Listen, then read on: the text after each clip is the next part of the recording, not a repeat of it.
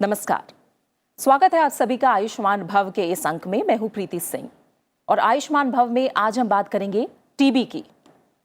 विश्व क्षय रोग यानी टीबी दिवस पूरे विश्व में 24 मार्च को घोषित किया गया है।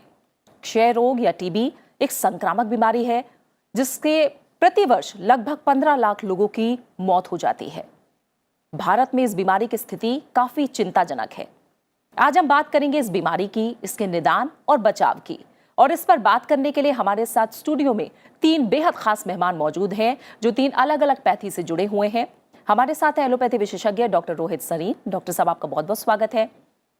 साथ ही हमारे साथ है आयुर्वेदिक विशेषज्ञ डॉक्टर आदर्श कुमार। आपका भी बहुत बहुत स्वागत है डॉक्टर आदर्श। इसके अलावा स्टूडियो में मौजूद है होम्योपैथी विशेषज्ञ डॉक्टर कुसुम चंद। डॉक्टर कुसुम, आपका भी बहुत बहुत स्वागत है हमारे कार्यक्रम में।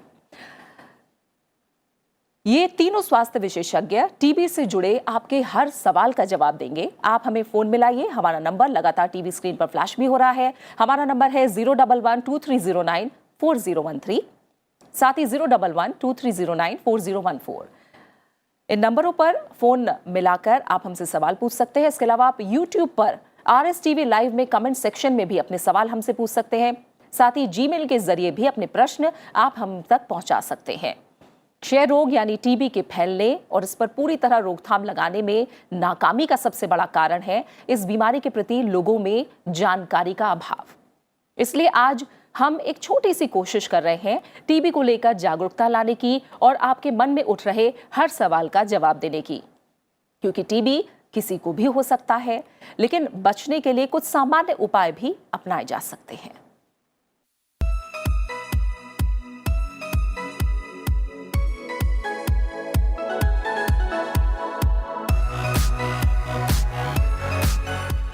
ट्यूबरकुलोसिस, जिसे टीबी या क्षय रोग कहा जाता है, ये एक खतरनाक बीमारी है।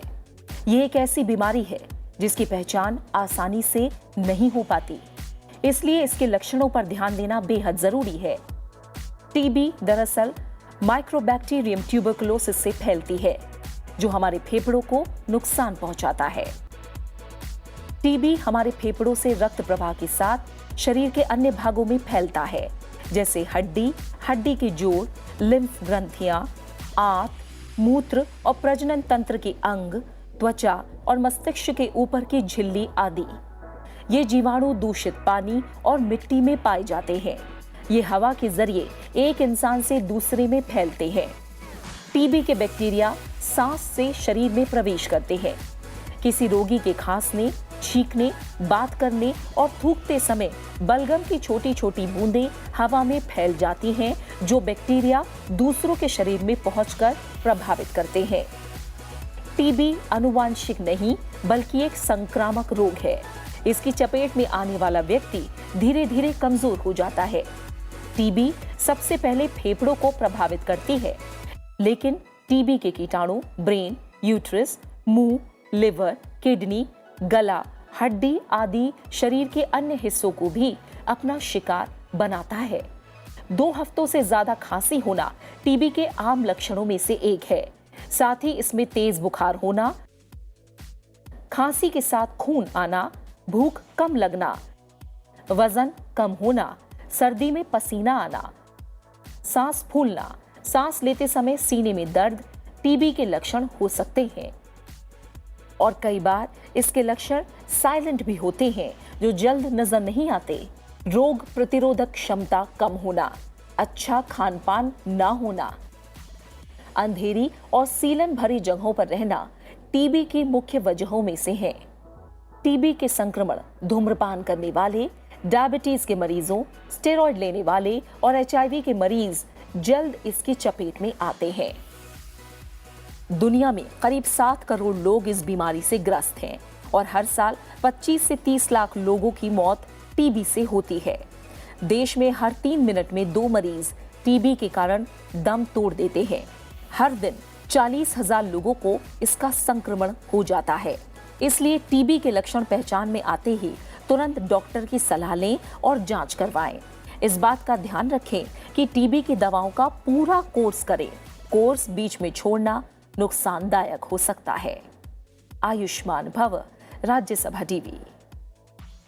तो टीबी से जुड़ा कोई भी सवाल आप हमसे पूछना चाहते हैं, कोई सलाह या सुझाव आपको चाहिए, तो 3 खास मेहमान हमारे साथ स्टूडियो में मौजूद हैं और पहले कॉलर भी इस कार्यक्रम के हमारे साथ जुड़ गए हैं। हमें राजस्थान से विक्रम ने कॉल किया है। विक्रम, शुक्रिया आपका हमें कॉल करने के लिए। आप सवाल पूछ सकते हैं। हाँ जी मैम, ये टीबी कितने प्रकार की होती है? मैं भी प्रसिद्ध हूँ इससे। विक्रम, अपना सवाल दोहराइए, हम आपको सुन नहीं पाए।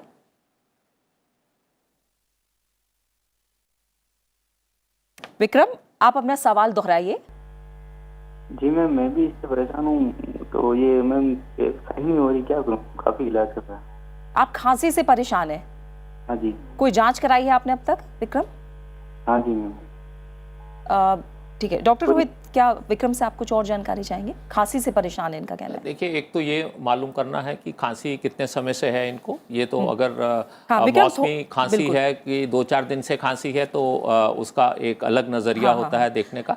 और अगर ये लंबे अरसे की खांसी है तो फिर उसको हम डेफिनेटली टीबी की ओर भी सोच सकते हैं।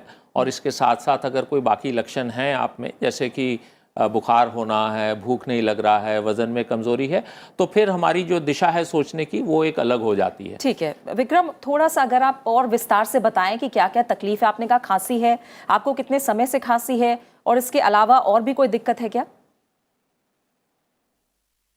ठीक है, विक्रम से हमारा कॉल डिस्कनेक्ट हो चुका है। डॉक्टर श्रीनगर, टीबी की स्थिति को लेकर बात करें, हमने देखा स्थिति काफ़ी गंभीर है। कहाँ खड़े हैं आज हम इसे लेकर? देखिए, मैं ये कहूँगा कि हमारे देश में लगभग समस्त संसार के 25% टीबी के मरीज हैं। ये कोई गर्व की बात नहीं है। ये आंकड़े हमें ये दर्शाते हैं कि हमारे जितने भी प्रयत्न रहे हैं इस बीमारी की रोकथाम के लिए, वो काफ़ी नहीं है और हमें और भी अग्रसर होकर इसकी रोकथाम में लग जाना है। बिल्कुल। मैं ये कहूँगा कि आज के दिन में हमारे प्रधानमंत्री जी ने एक ये ध्येय किया है कि हम 2025 तक भारत को टीबी मुक्त कर देंगे। तो ये एक बहुत ही बड़ा हम सब के लिए, जितने भी टीबी से जुड़े हुए लोग हैं और जितने भी विशेषज्ञ हैं इस बीमारी के, एक बहुत प्रोत्साहित करने वाली एक ये उनकी जो सूचना है। बिल्कुल। एंड हमें ये लगता है कि इससे हम सब मिलकर आगे ज़रूर कुछ ना कुछ ऐसा कर देंगे कि भाई जल्द से जल्द हमारा देश इस बीमारी से मुक्त। बिल्कुल। एक और कॉलर जुड़े हैं, मुंबई से इरफान शेख ने हमें कॉल किया है। इरफान साहब, बहुत बहुत स्वागत है आपका हमारे कार्यक्रम में। आप सवाल पूछ सकते हैं। इरफान, आपसे ये रिक्वेस्ट है कि अपना जो टीवी की वॉल्यूम है वो बिल्कुल कम कर दें और एक बार में अपना सवाल पूछें। हेलो मैडम, मेरा सवाल ये था कि टीबी होने की कोई उम्र होती है? मासूम बच्चों को अगर टीबी हो सकती है? और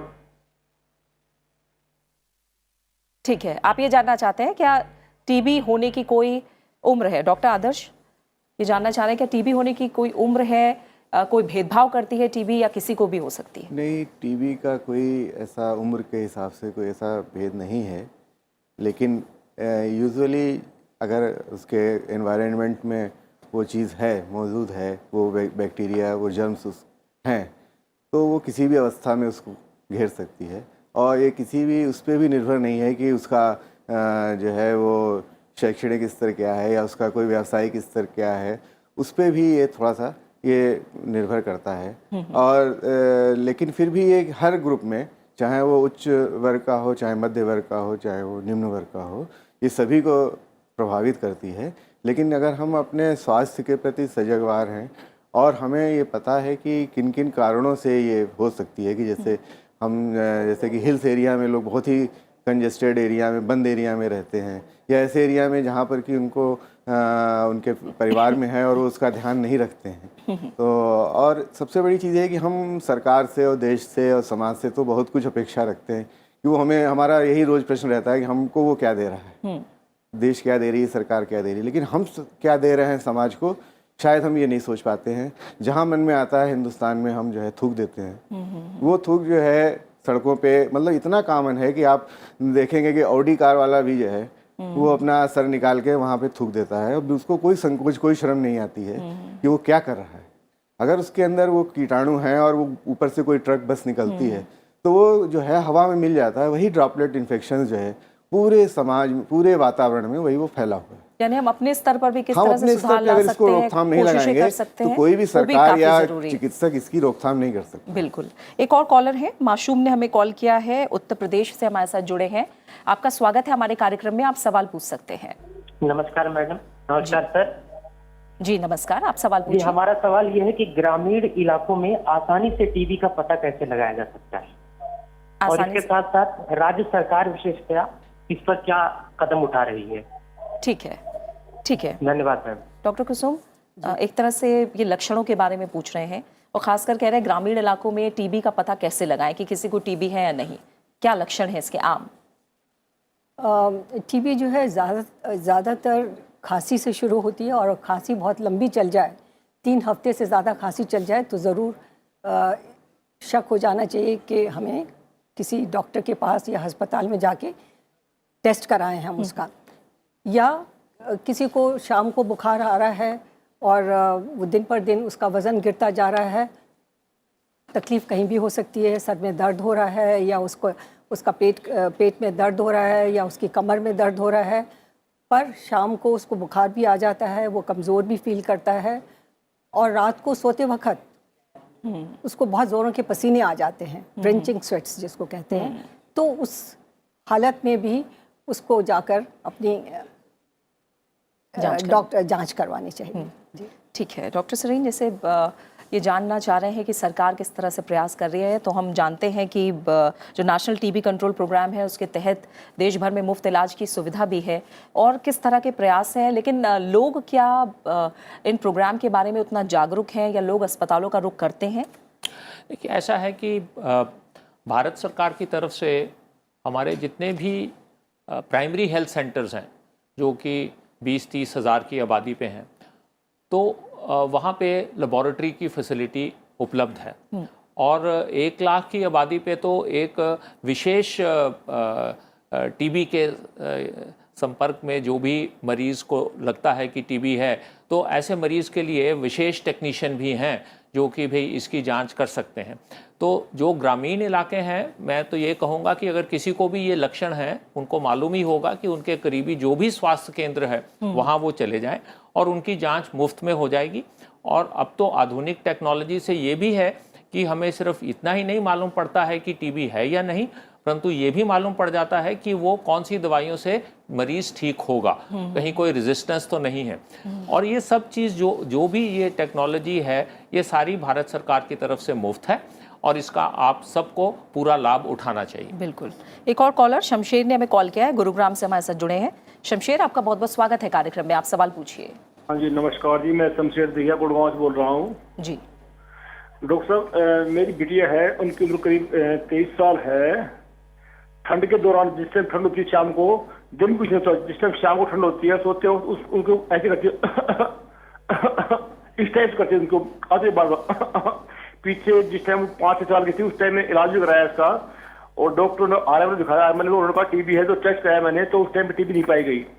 बट पता नहीं उसकी हैबिट है क्या है, ठंड के दौरान वो ऐसे करते रहती है वो, तो व्हाट इज दिस? अच्छा, ये तकलीफ उन्हें कितने समय से है? ये जी जिस टाइम शी वाज अराउंड 10।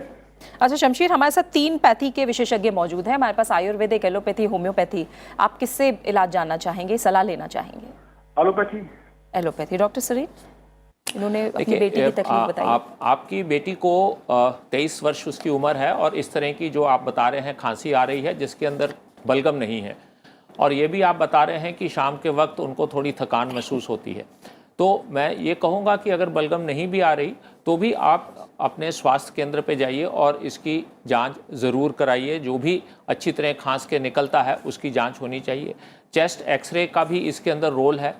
और बेसिक चीज़ ये है कि डॉक्टर की सलाह लेनी आवश्यक है। हो सकता है इनको एक एलर्जिक काफ़ी हो सकता है टीबी ना भी हो, परंतु जांच कराना अनिवार्य है। ये इससे आप घर बैठे ही अगर सोचें कि उसकी खांसी ठीक हो जाएगी तो ये लापरवाही नहीं आपको बरतनी चाहिए। बिल्कुल। यानी लापरवाही ना करें और डिटेल में जांच करा के जानें कि खांसी जो है वो किस वजह से है, इसके पीछे क्या कारण है, उसके बाद इलाज अपनाएं। ये कहा जाता है डॉक्टर आदर्श टीबी को लेकर कि निदान यानी उसका इलाज जितनी जल्दी शुरू किया जाएगा उतनी जल्दी टीबी पर काबू पाया जाएगा। आयुर्वेद इसको लेकर क्या कहता है? आयुर्वेद में भी जो है ये बहुत प्राचीन समय से ही ज्ञात है टीबी के विषय में। इसको शोष, राजयक्षमा और क्षय, इन नामों से इसको जो है इसका वर्णन उपलब्ध है। और ये जो है कि इन्फेक्शियस डिजीज़ेस का कॉन्सेप्ट जो है ये शायद लोगों को यही लगता है कि अभी ये मॉडर्न साइंस की देन है। ऐसा नहीं है, ये हज़ारों वर्ष पहले भी सुश्रुत संहिता में इसको जो है डिस्क्राइब किया गया है कि ये औपसर्गिक रोग है, संक्रमण से होता है। और इस तरह के और भी इसके साथ में गिनाए हैं, कुष्ठ है, ज्वर है, शोष है, राजयक्ष, ये सब जो है ये इससे संक्रमण से होने वाले मतलब कंटेजियस डिजीज़ है।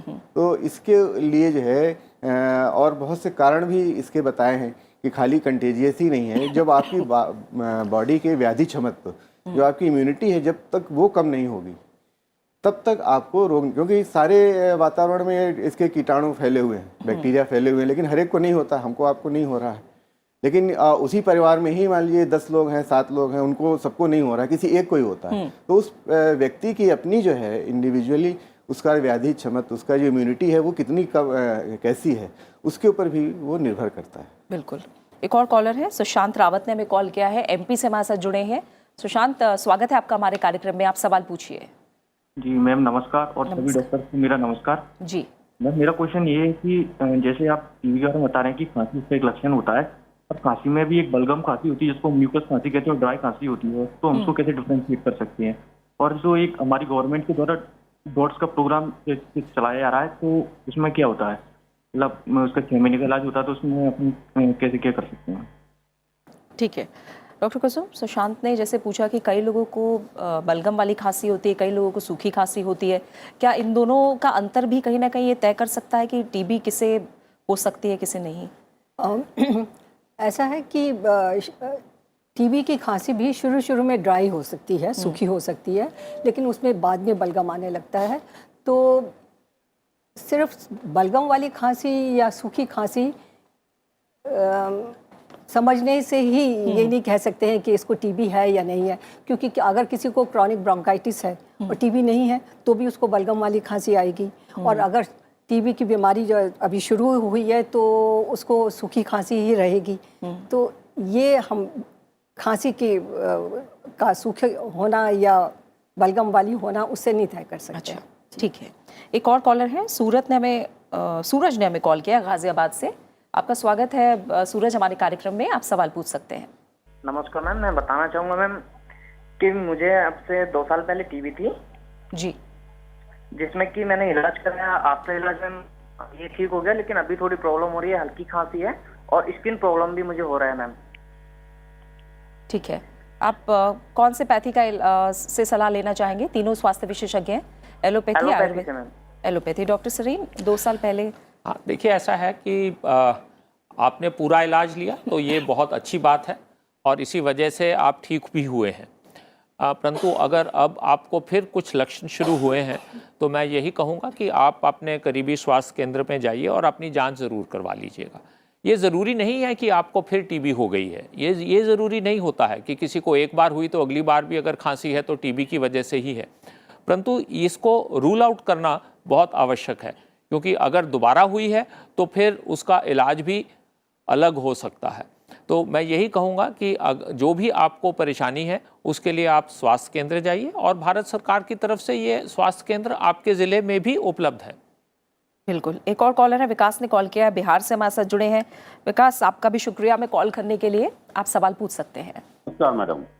एक और बिहार से हमारे साथ जुड़े हैं, आवाज़ बिल्कुल कम कर दीजिए और सवाल पूछिए। हेलो जी विकास, टीवी की आवाज़ कम करके हमसे सवाल पूछिए। जी मैडम, बोले मेरी पत्नी को करीब 3 महीने से खांसी है मैडम। जी आपने जांच कराई है? हाँ मैडम, जांच तो कराए हैं और पटना में डॉक्टर से दिखाए हैं मैडम। हाँ, लेकिन इस तरह का कोई लक्षण बता नहीं रहे हैं इनको। बराबर मैडम खांसी से ब्लड भी आता है। अच्छा। और माने दिन भर में करीब 3 टाइम्स खांसी आता है मैडम। ठीक है, तो डॉक्टर ने कोई वजह बताई है किस वजह से खांसी है, कुछ बताया है? जी बता रहे हैं मैडम। मैं डॉक्टर विकास सौरभ जी हैं, पारस के, पटना पारस के सबसे बड़े डॉक्टर। ठीक है, फिलहाल डॉक्टर आदर्श कह रहे हैं 3 महीने से खांसी है इनकी पत्नी को और खांसी के साथ खून भी आता है, क्या वजह हो सकती है इसके पीछे? देखिए, अगर खांसी जो है 3 महीने से ऊपर आ रही है और खांसी में खून भी आ रहा है, तो एक संभावना हो सकती है कि इनकी पत्नी को क्षय रोग टीबी हो। लेकिन उसके लिए पूरी जांच कराना आवश्यक है, जिसमें अगर खांसी सही है तो इसका मतलब है कि पल्मोनरी ट्यूबरकुलोसिस अगर है तो एक्सरे में आएगा, और भी खून की भी जांच कराएं, उसके बलगम की खास तौर से जांच कराएं। और एक बार में नहीं आता है तो 2-2, 3-3 बार उसकी जांच होती है। और बाकी अगर कुछ जो टीबी के केंद्र हैं वहाँ पे जाएंगे तो और भी जांच है जिनसे बिल्कुल कंफर्म हो सकता है। और उसके बाद इसका जो है, जो भारत सरकार WHO की ओर से निर्धारित इसका चिकित्सा बताई गई है, वो ट्रीटमेंट लेंगे तो निश्चित रूप से इनको लाभ मिलेगा। और साथ में अगर आयुर्वेदिक चिकित्सा भी है अपने किसी निकटवर्ती अस्पताल से, जो आयुर्वेद के महाविद्यालय या आयुर्वेद के चिकित्सालय हैं सरकार के, राज्य सरकार के, भारत सरकार के, वहाँ से भी वो लेंगे तो उसमें और शीघ्र उनको लाभ होगा। लेकिन एलोपैथी की जो मेडिसिन हैं, जो भारत सरकार की ओर से, WHO की ओर से हैं, उसको तो इनको अवश्य ही लेना पड़ेगा। बिल्कुल। डॉक्टर कुसुम, होम्योपैथी की बात करें तो कितना कारगर इलाज टीबी का मौजूद है होम्योपैथी में? होम्योपैथी से सिम्टम्स तो ज़रूर ठीक हो जाते हैं। अच्छा। और पेशेंट की एंटीबायोटिक्स लेने की कंप्लायंस ज़्यादा हो जाती है, क्योंकि अगर कई बार ऐसा होता है कि एंटीबायोटिक्स जो है पेशेंट को सूट नहीं करती हैं, तो अगर उसके साथ हम साथ होम्योपैथी जोड़ दें तो उसकी कंप्लायंस भी अच्छी हो जाती है, उसके सिम्टम्स भी अच्छे हो जाते हैं, तो नेचुरली फिर वो ठीक भी जल्दी हो जाता है। लेकिन मैं ये नहीं कहूँगी कि खाली होम्योपैथी खानी चाहिए। अच्छा जी, लेकिन उसका सहारा साथ में लिया जा सकता है। सहारा साथ में लेने से तो पेशेंट जल्दी ठीक होता है। ठीक है, जी हाँ। ठीक है डॉक्टर साहब, इन लक्षणों की हमने बात की। टीबी किसी भी रोगी के शरीर को किस तरह से प्रभावित करता है, क्या क्या असर डालता है टीबी शरीर में? देखिए, ऐसा है कि टीबी एक ऐसी बीमारी है जो माइकोबैक्टीरियम ट्यूबरकुलोसिस एक कीटाणु होता है, और वो कीटाणु जो है वो हमारे शरीर में फेफड़े की रास्ते से आता है। तो ये स्वाभाविक है कि सबसे जो हमारा मेन ऑर्गन इन्वॉल्व है वो लंग्स ही होता है, फेफड़े ही होते हैं। और जैसे कि अभी अब चर्चा चल रही है कि भाई फेफड़े के प्रभावित होने से ये बाकी सारे लक्षण आते हैं, खांसी है, बलगम है, खून आता है, ये सारी चीज़ें फेफड़े के कॉन्टेक्स्ट में आती हैं। फिर कुछ ऐसे भी सिम्टम हैं जो कॉन्स्टिट्यूशनल सिम्टम हम मानते हैं, जैसे कि अगर शरीर के किसी भी अंग में टीबी है तो ये इस तरह के बुखार होना, भूख ना लगना, वज़न कम होना, तो ये कॉन्स्टिट्यूशनल सिम्टम्स भी रहते हैं। और कई बार ये देखा गया है कि टीबी शरीर के और भी अंगों में पाई जाती है। अब जैसे हड्डियों की टीबी है तो फिर वो जोड़ों का दर्द शुरू हो जाएगा, हड्डियों में दर्द शुरू हो जाएगा। स्किन की टीबी है, चमड़ी की टीबी है तो वहाँ पे अल्सर वगैरह शुरू हो जाएंगे। गांठों की टीबी है तो गांठें बड़ी हो जाएंगी, चाहे वो गले की गांठें हैं, चाहे वो बगल की गांठें हैं। तो मतलब हमने ये भी देखा है कि भाई दिमाग भी इस बीमारी से अफेक्ट होता है। तो जो ब्रेन टीबी है तो उसमें एक बहुत भयानक किस्म की टीबी होती है, टीबी मेनिंजाइटिस इसको कहते हैं। तो इंसान बेहोश भी हो सकता है, और कई बार तो अगर लेट आता है तो अपनी जान से भी हाथ धो बैठता है। टीबी किसी भी ऑर्गन को इफेक्ट कर सकती है, ये ज़रूरी नहीं है। अधिकतर फेफड़े को करती है 80% ऑफ द टाइम, पर ये किसी भी शरीर के अंग को इफेक्ट कर सकती है, और जिस अंग को ये इफेक्ट करती है उसी के लक्षण प्रभावित होते हैं। अच्छा, ठीक है। एक और कॉलर है, महाराष्ट्र से हमें कॉल किया है तानाजी खडकरे ने। तानाजी, स्वागत है आपका हमारे कार्यक्रम में, आप सवाल पूछ सकते हैं। Hello madam. जी, सवाल पूछिए। हेलो। हाँ, मुझे पेट में गांठ हो गई थी, पेट का टीबी था हमें। अच्छा, अभी कितने दिन का कोर्स करना चाहिए टीबी का? ये आपको अभी है? अभी शुरू है हमारा कोर्स, 10 महीना हो गए हैं।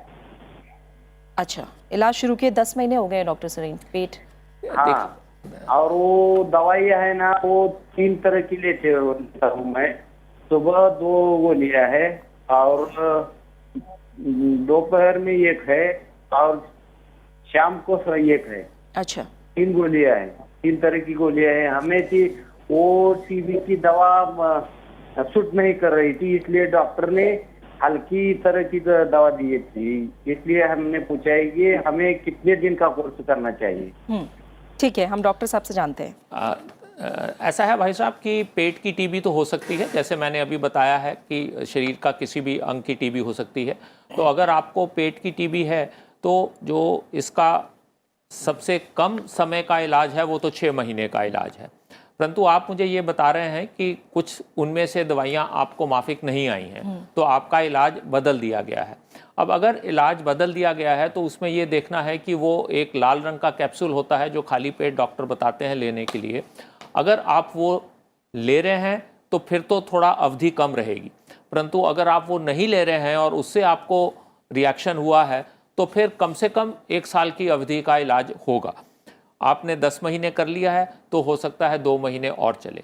और अगर आप वो लाल रंग का कैप्सूल ले रहे हैं तो फिर ये 9 महीने में ठीक हो जानी चाहिए और इससे ज़्यादा देने की आवश्यकता नहीं है। ठीक है, एक और कॉलर है, निकुल ने कॉल किया है, गुजरात से हमारे साथ जुड़े हैं। निकुल, स्वागत है आपका हमारे कार्यक्रम में, आप सवाल पूछ सकते हैं। नमस्कार मैम। नमस्कार निकुल, सवाल पूछिए। मैं डॉक्टर निकुंज दिलड़िया हूँ, वेटनरी डॉक्टर जी। मैं सर से ये बात कहना चाहता हूँ कि आज आपके माध्यम से पूरा देश आज देख रहा है जी। तो टीबी रिलेटेड जो हमारे एनिमल में होता है जो रोग जूनोटिक होता है, तो इसलिए जो टीबी का जो रोग है वो एनिमल से मेन में भी ट्रांसफर होता है। तो मैं आपसे माध्यम से ये कहना चाहता हूँ कि जो रो मिल्क होता है, कच्चा मिल्क, वो भी हमें वो गर्म करके पीना चाहिए, क्योंकि टीबी इससे भी फैलता है। मैं बस इतने ही आपको भी कहना चाहता हूँ कि आप भी इसके पास कोई बात कहे। Okay ma'am, thank you. बहुत बहुत शुक्रिया। तो निकुल ये कहना चाह रहे हैं कि टीबी जो फैलता है उनमें कारण वो भी है, कई लोग कच्चा दूध पी लेते हैं, वो उबालना भी काफ़ी ज़रूरी है। डॉक्टर आदर्श, आप क्या बताएंगे इसके बारे में? बिल्कुल सही कह रहे हैं, और इनको जो भी ज्ञान इस विषय में प्राप्त है एकदम सही है, क्योंकि बोवाइन टीबी जो है, जानवरों में जो टीबी होती है, इनके दूध के माध्यम से उसके कीटाणु आते हैं। तो गांव में या शहरों में भी अगर किसी के पास है जानवर और वो सोचता है, क्योंकि एक परंपरा चली आ रही है कि कच्चा दूध जो है वो का सेवन ज़्यादा लाभप्रद होगा, ये तो, लेकिन ऐसा नहीं है। उससे लाभ के साथ साथ नुकसान होने की भी बहुत संभावनाएं हैं। इसलिए किसी भी हालत में, और आजकल डेयरी प्रोडक्ट्स भी बहुत से जो है वो कच्चे दूध से वो क्रीम निकालते हैं, मक्खन बना लेते हैं और वो भी यूज़ करते हैं। तो वो सारी चीज़ें हमारे यहाँ उस तरह का भी सिस्टम नहीं है कि हर चीज़ को लेबलिंग की जाए कि ये कच्चे दूध से बनी है। तो बड़े सावधानी से पता कर लें, अगर वो कच्चे दूध से कोई प्रोडक्ट बना हुआ है इस तरह का, और पाश्चराइज मिल्क नहीं है या वो गर्म किया हुआ नहीं है, तो उसका सेवन ना करें। तो एक संभावना रहेगी कि आप उससे बचे रहें। बिल्कुल, ठीक है। रंजन ने कॉल किया है, बिहार से हमारे साथ जुड़े हैं। रंजन, शुक्रिया कॉल करने के लिए, आप सवाल पूछिए। मैम, मेरा सवाल ये है कि पिछले 1.5-2 महीने से मुझे खांसी है। जी रंजन, टीवी की आवाज़ कम कर दीजिए और फिर अपना सवाल पूछिए। और इसकी जांच भी मैंने करवाई है, लेकिन जांच में कुछ वैसा और जांच में कोई वैसी बीमारी तो दिख नहीं रही है, लेकिन खांसी के चलते सर और सीने में हमेशा दर्द रहता है। इसके क्या लक्षण हो सकते हैं ना? ठीक है, रंजन कह रहे हैं 1.5 महीने से खांसी है, जांच भी कराई है, तो जो लक्षण ये बता रहे हैं उसके आधार पर डॉक्टर सरीन क्या कहा जा सकता है? मैं तो ये कहूँगा कि भाई इनको स्वास्थ्य केंद्र से जांच करानी चाहिए। टीबी हो सकती है, और अगर बलगम में कीटाणु नहीं भी आ रहे हैं तो इनको चेस्ट एक्सरे का कराना चाहिए अपना, और डॉक्टर की सलाह लेनी चाहिए। इसको इग्नोर नहीं करना चाहिए, लापरवाही नहीं इस्तेमाल करनी चाहिए। ये ज़रूरी नहीं है कि टीबी है, क्योंकि जिस तरह की आप लक्षण बता रहे हैं कि अगर सिर्फ खांसी है और छाती में दर्द हो रहा है और बाकी अन्य और लक्षण नहीं है, जैसे बुखार है, वज़न में कमज़ोरी है, तो हो सकता है कोई और अन्य बीमारी भी हो, जैसे दमा है या एलर्जी खांसी है। तो ऐसा भी हो सकता है, परंतु जांच कराना अनिवार्य है।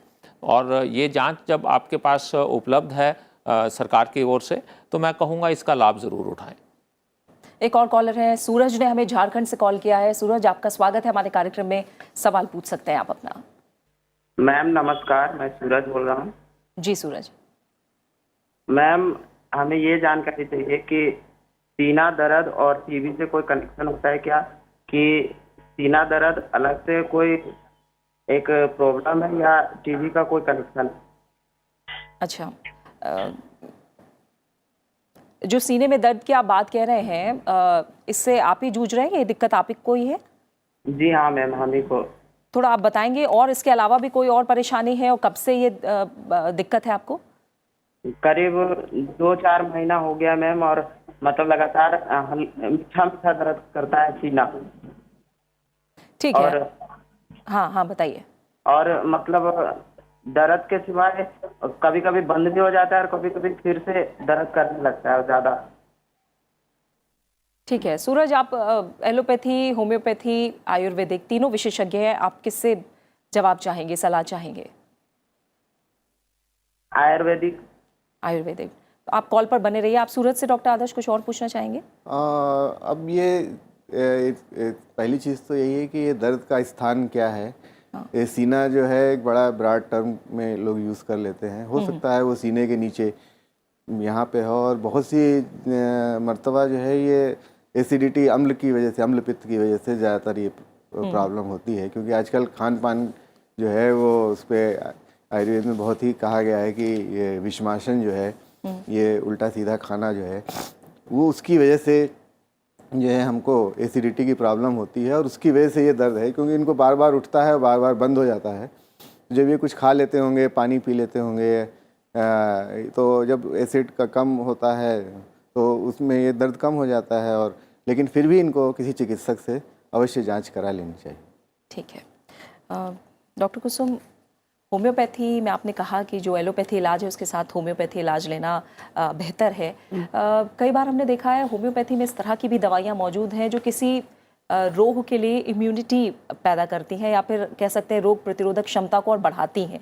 तो क्या टीबी को लेकर भी ऐसा है कि अगर लोग पहले से थोड़ा एहतियात बरतें, या जिनके परिवार में अगर किसी को टीबी हुआ हो और उनके मन में ऐसी शंकाएं हों, क्या होम्योपैथी का सहारा वो पहले से ले सकते हैं? होम्योपैथी की सारी दवाई जो होती हैं, होम्योपैथी ही सिर्फ वो इम्यूनिटी को बढ़ाने के लिए होती है। तो अगर आपकी इम्यूनिटी ठीक है तो आपको टीबी नहीं होगी।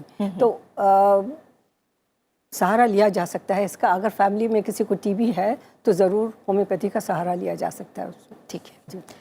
एक और हमारे पास सवाल आया है। ये सवाल हमारे पास जीमेल के ज़रिए आया है, और ये सवाल प्रिया ने हमसे पूछा है।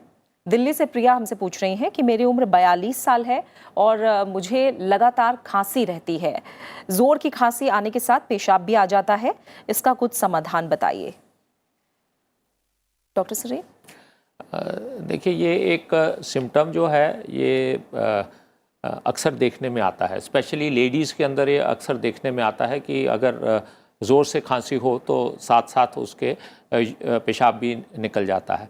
अब इसके लिए जो है आपको एक यूरोलॉजिस्ट को कंसल्ट करना है, क्यों करके हो सकता है कि वही आपकी सहायता करेगा। और इसका कोई टीबी से कोई ऐसा संबंध नहीं होता है। जब भी खांसी किसी तरह से भी हो तो एक यूरोलॉजिस्ट ही बता सकता है। कई बार छोटा एक कोई ऑपरेशन की आवश्यकता भी पड़ सकती है, परंतु इसके विशेषज्ञ के पास ही इनको जाना चाहिए। ठीक है। एक और कॉलर है, अभिजीत ने महाराष्ट्र से हमें कॉल किया है। अभिजीत, शुक्रिया, हमारे कार्यक्रम में आपका स्वागत है, आप सवाल पूछ सकते हैं। Hello madam. जी अभिजीत। हाँ, मेरे को क्षय रोग हो गया था 1 साल पहले, वो ठीक हो गया है। अभी मेरे को नौकरी में कोई दिक्कत आ सकती है क्या? 1 साल पहले वो ठीक हो गया है, अभी कोई अभी कोई दिक्कत नहीं है। अभी नौकरी, मेरी उम्र 25 साल है। नौकरी के लिए आवेदन कर रहा मैं, तो नौकरी को में कुछ उसका प्रॉब्लम है क्या? हमें तो नहीं लगता है डॉक्टर, आप कुछ नहीं, ऐसा नहीं है। देखिए, अगर आप ठीक हो गए हैं, आपने पूरा इलाज लिया है, तो नौकरी में आपको कोई भी परेशानी आने वाली नहीं है। तो ये तो बहुत स्पष्ट रूप से मैं कह सकता हूँ।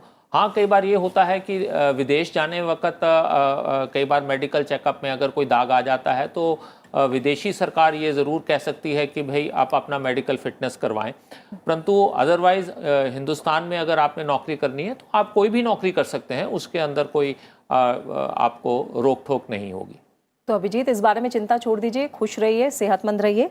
एक और कॉलर हमारे साथ जुड़े हैं, ये कॉल हमें मयूर ने किया है, पुणे से हमारे साथ जुड़े हैं। मयूर, आपका स्वागत है हमारे कार्यक्रम में, सवाल पूछिए आप अपना। Ma'am, this is good platform to interact with this kinds of TB awareness. तो मुझे ये पूछना था कि मेरे पिताजी को एक 20 इयर्स बिफोर टीबी हुआ था। It was cleared over the cell and लेकिन अभी एक 2-3 महीने से उनको लगातार खांसी आ रही, तो उस अकॉर्डिंगली हमें उनकी प्रिकॉशंस के लिए हमने चेकअप किया था। तो कुछ रिपोर्ट्स ऐसे आते हैं कि उनका जो लीवर होता है तो थोड़ा सा एक वीक हो गया है, लेकिन हमें अभी उस केस में उनकी क्या क्या प्रिकॉशंस लेना पड़ेगा, जैसे कि उनका जो लीवर होता है वो एक स्ट्रांग हो जाएगा। ठीक है मयूर, आपको हम बता दें कि एलोपैथी, आयुर्वेदिक, होम्योपैथी तीनों विशेषज्ञ हैं। आप सलाह किससे लेना चाहेंगे फिलहाल? मैम, एलोपैथी से दे दिया तो अच्छा रहेगा। ठीक है, डॉक्टर सरीन आप क्या बताएंगे मयूर को? देखिए, पहले तो ये जो आपने कहा कि भाई लिवर के अंदर कुछ समस्या आ रही है, तो इसका चेकअप करना बड़ा ज़रूरी है कि भाई समस्या है क्या। क्या इनको हेपेटाइटिस है जिसका इलाज अलग है, क्या ये कोई नशीली पदार्थ का सेवन करते हैं, जैसे अल्कोहल वगैरह अगर कोई लेते हैं तो उनको लिवर की समस्या अधिकतर हो जाती है। तो ये पूरा हिस्ट्री कर देखने के बाद ही हम निर्णय ले पाएंगे कि भाई लिवर क्यों ख़राब हुआ है, और जब उसका कारण मालूम पड़ जाएगा तो फिर उसके हिसाब से उसका इलाज होगा। हम ऐसे ही नहीं कह सकते हैं कि भाई अगर लिवर ख़राब है तो ये दवाई सभी मरीजों को दे दी जाए, ऐसा नहीं है। बिल्कुल। एक और कॉलर है उड़ीसा से, हमें इतिश्री ने कॉल किया है। इतिश्री, शुक्रिया हमारे कार्यक्रम में हमारे साथ जुड़ने के लिए। आप सवाल पूछ सकती हैं। इतिश्री, आप सवाल पूछ सकती हैं। हाँ मैम, मुझे ना लिम्फ नोड टीबी था, तो मैं अभी 3 महीने से मेडिसिन ले रही हूँ, लेकिन मुझे विजन प्रॉब्लम हो रहा है, मुझे थोड़ा पढ़ाई में दिक्कत हो रहा है मेडिसिन लेने के बाद। ठीक है डॉक्टर सरीन, ऐसा भी हो सकता है क्या? हाँ, देखिए ये है कि भाई ये एक बहुत सीरियस सी बात है, इस पे लापरवाही मत इस्तेमाल कीजिएगा। आपको एक जो आंखों के विशेषज्ञ हैं उनको ज़रूर दिखाना चाहिए। टीबी में एक ऐसी दवाई होती है जो इथेम्ब्यूटॉल करके जिसका नाम है, जो दी जाती है, और कई बार इथेम्ब्यूटॉल की वजह से आंखों की नज़र पे फ़र्क पड़ता है, और अगर ऐसा है आपके केस में तो वो दवाई फिर बंद करनी पड़ेगी। परंतु ये सिर्फ डॉक्टर की सलाह से ही कीजिएगा, अपने आप मत कीजिएगा। तो मैं ये कहूँगा कि कई बार ये भी हो जाता है कि नज़र वैसे ही कमज़ोर हो रही हो एज के हिसाब से, और उसकी जांच करानी बहुत आवश्यक है। डॉक्टर आदर्श, जैसे डॉक्टर कुसुम ने बताया कि होम्योपैथी का सहारा अगर लें तो ये बेहतर होगा, आयुर्वेद में किस तरह के उपचार टीबी को लेकर मौजूद है, और क्या अगर आयुर्वेदिक उपचार कोई लेना चाह रहा है तो क्या उसे बाकी उपचार जैसे एलोपैथी है वो बंद करना होगा? नहीं, ये तो मैंने शुरू में भी बताया था कि जो भी WHO की ओर से या भारत सरकार की ओर से, क्योंकि एक बहुत ही गंभीर समस्या है, जैसा कि शुरू में बताया भी था कि 1/4 विश्व के जितने भी टीबी के केसेस हैं वो हमारे भारत में ही हैं, और जो डेथ रेशियो है वो भी लगभग 1/4 हमारे भारत में ही है, और जो उसकी मॉर्बिडिटी है जो वो भी हमारे ही भारत में है।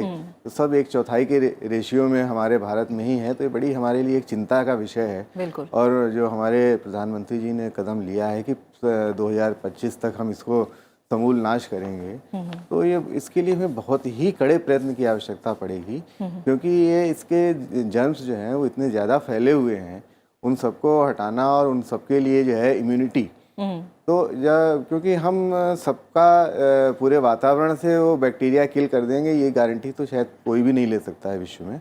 लेकिन हाँ, यही है कि हम अपने जनता को एक सुरक्षा कवच पहनाएं जिससे कि उसका कोई असर ना पड़े।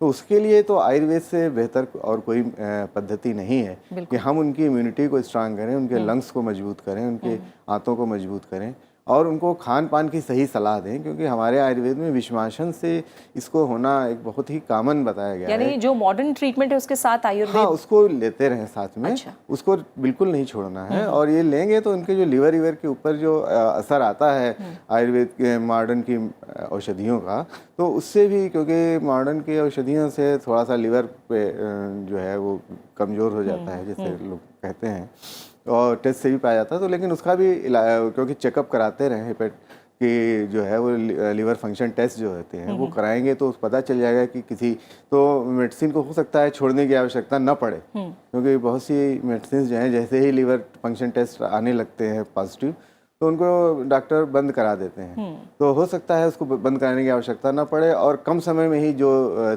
6 महीने या 9 महीने तक खींचना है, हो सकता है 5 महीने में ही उसका असर आ जाए और वो बच जाएंगे उसके। ठीक है, एक और कॉलर लेंगे। हमें शैलेश ने कॉल किया है, प्रयागराज से इन्होंने हमें कॉल किया है। शैलेश, आपका स्वागत है कार्यक्रम में, आप सवाल पूछ सकते हैं। शैलेश, आप सवाल पूछिए जी। सर मेरे सर मैम का वो मॉम का सर बहुत तबीयत खराब रहता है जब भी मतलब। शैलेश, अपनी टीवी की आवाज पहले आप कम कर दीजिए और फिर एक बार में सवाल पूछिए। जी मैम, जब हमारी मॉम सर मतलब वर्कआउट सर करती हैं तो उनकी जी मैम जब मैम वहाँ काम भी कोई भी मतलब काम करती हैं तो उनकी जो मैम फूंक होती है तो एकदम मैम वाइट रहती है। तो उन्होंने मैम कई बार इलाज करवाया है लेकिन कोई आराम नहीं मिला है, और इसके बावजूद वो कोई काम नहीं, और उनके पेट में भी काफी दर्द रहता है। तो क्या यह टीबी का इलाज हो सकता है मैम? शैलेश, आप एक बार जो सवाल है वो एक बार दोहराएं। आप ये अपनी माँ को लेकर सवाल पूछ रहे हैं? जी मैम अपने माँ को ही लेकर का एक बार उनके एक बार लक्षण अगर दोहरा दें आप, क्या क्या समस्या रहती है उन्हें? उनकी समस्या यह रहती है मैम, जब वहाँ थूकती है तो जो थूक रहती है एकदम सफेद रहती है, प्लस में जब मैं वह काम करती हैं तो वो ज्यादा देर तक काम नहीं कर पाती हैं। क्या यह टीबी का लक्षण है मैम? अच्छा, उनकी उम्र कितनी है? मैम इस समय 45 ईयर्स है। डॉक्टर सरीन? देखिए, जो आप कह रहे हैं मतलब ये तो मैं ये नहीं कह सकता कि टीबी नहीं हो सकती, परंतु ये ज़रूर है कि जो लक्षण आप बता रहे हैं कि थकान हो जाती है, काम करने पे सांस फूलता है और खांसी में सफ़ेद रंग का बलगम निकलता है जिसको हम म्यूकॉइड स्पूटम कहते हैं, तो हो सकता है कि भाई ये एक एलर्जिक टाइप की चीज़ हो, जैसे ब्रोंकाइटिस है, इसके अंदर भी ये इंसान को थोड़ा सा थकान महसूस होती है, सांस फूलता है और बलगम इस तरह का आता है। हो सकता है ये एसिडिटी हो, तो ये मरीज़ को देखने पे ही पता चलेगा। परंतु ये ज़रूर है कि उनके बलगम की जांच तो आप ज़रूर करवा लीजिएगा, क्योंकि अगर साधारण टीबी ही निकलती है तो ये तो इसका तो निश्चित इलाज है। तो मैं तो ये कहूँगा कि जांच कराना आवश्यक है, और अपने जो भी स्वास्थ्य केंद्र में जाइए और विशेषज्ञ से बात कीजिएगा। ठीक है, एक और कॉलर है ग्रेटर नोएडा से, उमेश ने हमें कॉल किया। उमेश, आपका स्वागत है कार्यक्रम में, आप सवाल पूछ सकते हैं। हेलो जी उमेश, सवाल पूछिए। जी मैम, मैं अभी फिलहाल स्टूडेंट हूँ जी। जी मैम, मैं ये जानना चाहता हूँ क्या इसकी कोई एज लिमिट है टीबी की, या किसी भी एज लिमिट वाले ग्रुप बंदे को हो सकता है टीबी? इस सवाल का जवाब कार्यक्रम में थोड़ी देर पहले भी दिया गया था। डॉक्टर कुसुम, अगर एक बार और बता दें आप दर्शकों के लिए। एज से रिलेटेड पूछ रहे हैं, क्या किसी कोई खास उम्र के लोग ही इससे प्रभावित हो सकते हैं टीबी से, या किसी को भी हो सकता है? नहीं, टीबी किसी को भी हो सकता है, और जो एड्स के मरीज़ हैं उनमें टीबी होने की संभावना ज़्यादा रहती है, क्योंकि उनकी इम्यूनिटी जो है बहुत कम हो जाती है, तो इसलिए उसमें टीबी का इंसिडेंस ज़्यादा हो जाता है। और एड्स के अलावा जो और भी बीमारियां हैं, अगर उनसे ग्रसित लोग हैं तो वो इम्यूनिटी से ही रिलेटेड फैक्टर होगा, इसलिए? जी हाँ, जैसे डायबिटीज़ है, किसी को डायबिटीज़ है तो उसमें भी टीबी के होने के चांसेस ज़्यादा रहते हैं, या कोई दवा ऐसी दवा खा रहे हैं जो इम्यूनोसप्रेसेंट्स होते हैं, तो वो उनका सेवन करने से भी टीबी का इंसिडेंस जो है बढ़ जाता है। ठीक है, अतुल ने हमें कॉल किया है, गुजरात से हमारे साथ जुड़े हैं। अतुल, शुक्रिया हमें कॉल करने के लिए। सवाल पूछ सकते हैं आप। मैंने वो 6 महीने का डोट्स का कोर्स किया था। ठीक है जी अतुल, बताइए। हाँ, मैंने 6 महीने का डोट्स का कोर्स किया था, फिर अच्छा हो गया था। और अभी प्रॉब्लम में क्या है, फिर से वजन मेरा घटने लगा है, और दूसरा के पूरे बॉडी में और ज्यादातर हाथ पाँव में नमनेस और टिंगलिंग झंझनाटी सी होती है। तो क्या वो 6 महीना दवा लिया था, उसका साइड इफेक्ट हुआ है क्या? डॉक्टर सरीन क्या हुआ है? ये दवाई आपने बंद कब की थी, ये ज़रा मुझे बताएंगे प्लीज़? 2012-13 में बंद किया था। नहीं, ये फिर उस दवाई का असर तो नहीं है, क्यों करके इतने वर्ष बीतने के बाद आपको ये टिंगलिंग नमनेस जो भी आप बता रहे हैं, तो मैं ये कहूँगा कि भाई अगर आपको ये लक्षण दोबारा आ रहे हैं तो आप ज़रूर इसकी जांच करवाइएगा।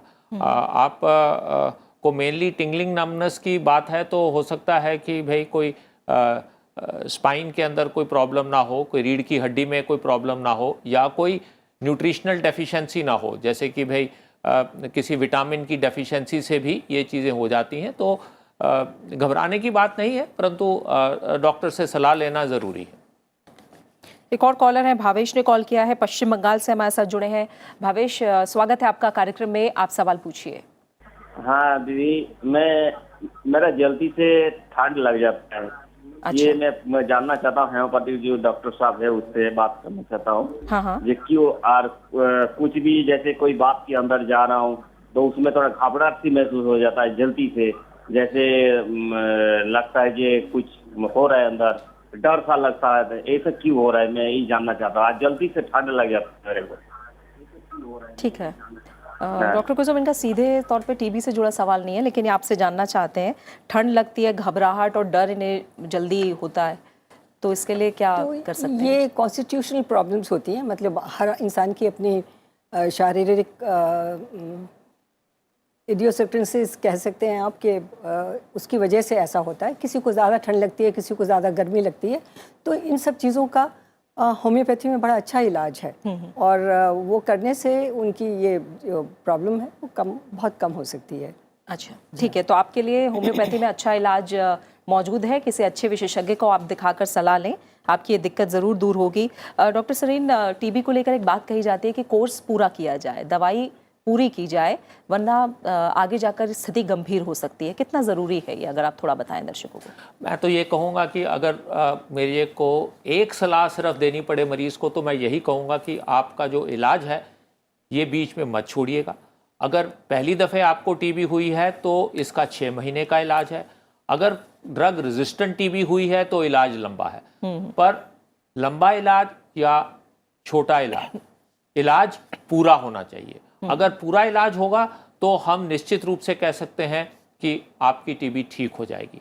अगर आप बीच में इलाज छोड़ देते हैं तो एक भयंकर प्रकार की टीबी हो जाती है, जो कीटाणु साधारण दवाइयों से नहीं मरते हैं, और फिर कठिनाई आपको भी है और जो आपका विशेषज्ञ आपका इलाज कर रहा है उसको भी है, क्योंकि आप जैसे जैसे ठीक नहीं होंगे आपको फिर अलग किस्म की दवाइयाँ दी जाएंगी, उनके साइड इफ़ेक्ट अलग होंगे, आपकी परेशानी बढ़ेगी। तो इस करके मैं यही सलाह दूंगा कि जब आपको टीबी का डायग्नोसिस हो तब तुरंत स्वास्थ्य केंद्र जाएं, अपनी जांच कराएं। अगर टीबी है तो उसका पूरा इलाज पहली मर्तबा ही लें और इस बीमारी को जड़ से निकाल दें। बिल्कुल। एक और कॉलर है, नंदकिशोर ने आगरा से हमें कॉल किया है। नंदकिशोर, आपका स्वागत है कार्यक्रम में, आप सवाल पूछिए। जी नंदकिशोर, सवाल पूछिए। अपनी टीवी की आवाज बिल्कुल कम कर दीजिए और सवाल पूछिए। जी मैम, मेरी वाइफ को टीबी हो गई थी जी, तो क्या उनका मतलब 5-7 महीने से ट्रीटमेंट चल रहा है अभी। अच्छा। हाँ, तो अभी मतलब कुल मिला के एक्सरा जो करवाया था उसमें मतलब जो धब्बे आ रहे थे वो अब नहीं है। हाँ ठीक है, अब आप क्या जानना चाहते हैं? मतलब ये मतलब कुल मिला के इलाज चल रहा है मैडम, प्राइवेट इलाज चल रहा है, तो उसमें आराम मतलब डॉक्टर जी बता रहे हैं कि हाँ कुल मिला के सही है, बस जुकाम जैसे जुकाम नहीं जा रहा है, जुकाम। ठीक है, जैसा डॉक्टर ने अभी बताया कि कोर्स तो आपको बिल्कुल पूरा करना है, जिस तरह से डॉक्टर बताएं उस तरह से दवाइयां खानी है। डॉक्टर आदर्श आयुर्वेदिक विशेषज्ञ हमारे साथ हैं। डॉक्टर आदर्श, जैसे बता रहे हैं कि जुकाम नहीं जा रहा है, बाकी जो इनको प्रॉब्लम थी वो धीरे धीरे कम हो रही है, लेकिन जुकाम नहीं जा रहा है, तो ये चीज़ें हो सकता है इससे रिलेटेड हो कुछ? देखिए, आयुर्वेद में जो उसका वर्णन है, उसमें प्रतिश्याय इसका एक मुख्य लक्षण भी है और इसका वो भी है। लेकिन जुखाम की वजह से ही खाली जो है वो ट्यूबरकुलोसिस की ओर हम जाएं तो उचित नहीं होगा। तो इसका ये अपना थोड़ा सा अपना प्रिकॉशन भी ले, है ना, गर्म पानी का सेवन करें, ठंड से बचें, क्योंकि ये सीजनल चेंजेस हैं और इसमें सभी को ये प्रॉब्लम रहती है। एलर्जिक चीज़ें बहुत होती हैं इस समय, एलर्जेंस बहुत हैं एटमॉस्फेयर में, उन सबसे बचाव की ज़रूरत है। ठीक है, एक कॉलर है, गोपाल ने कॉल किया है दिल्ली से। गोपाल, शुक्रिया आपका, आपने हमें कॉल किया, आप सवाल पूछ सकते हैं। चेन्नई से बात कर रहा हूँ। गोपाल, दिल्ली से आप बात कर रहा हूँ जी। चेन्नई से आपने हमें कॉल किया है गोपाल, ठीक है, आप सवाल पूछिए। राइट जी गोपाल, सवाल पूछिए आप। मैं एलोपैथी के डॉक्टर से बात करना चाहता हूँ। जी गोपाल, वो आपको सुन रहे हैं, आप सवाल पूछिए। Right. So my wife about 69 है, she has got this ESR 63 and CRP about 3.1। हम लोग दवाई ले रहे हैं पिछले 5 महीने से, खांसी कम हुई है, रक्त कम हो गया है, लेकिन एक दवाई है जिसका दाम बहुत ज़्यादा है, वॉक्सपर्ट, ये 1,000 रुपये दाम है एक टैबलेट का। अभी तक हम लोग 35,000 का खर्च पहुँचे हैं। इसलिए हम जानना चाहते हैं कि should we continue, where we are we in the right path और not, what precautions we have to take. Kindly answer me. Gopal, आप फोन लाइन पर बने रहिएगा। डॉक्टर सरीन, आप कुछ और जानकारी चाहेंगे इनसे? Okay, I have to understand what is the diagnosis for your wife. TB.